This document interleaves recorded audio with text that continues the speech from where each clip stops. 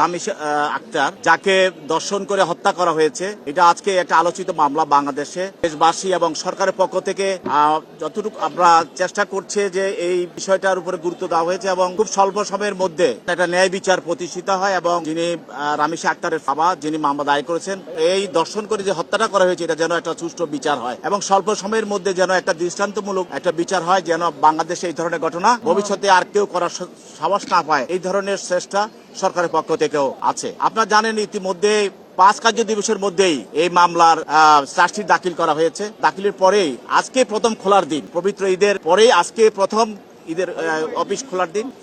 সেই জন্য আজকে এই মামলার অভিযোগ গঠন করা হয়েছে এবং অভিযোগের মধ্যে যেখানে আমাদের প্রশাসনের পক্ষ থেকে উত্থাপন করা হয়েছে যে রামিসাকে কিভাবে রেপ করা হয়েছে এবং রেপ করার পরে তাকে কিভাবে হত্যা করা হয়েছে এবং কিভাবে তার শরীরগুলো কেটে বিচ্ছিন্ন করা হয়েছে এবং কিভাবে তার স্ত্রী তাকে সহায়তা করেছে এবং পরবর্তীতে এই হত্যা এবং রেপ এটাকে মুছে ফেলার জন্য এবং এটাকে গোপন করার জন্য সে কি ধরনের ব্যবস্থা গ্রহণ করেছে এবং সেটাও এই মামলায় আমরা উপস্থাপন করেছি।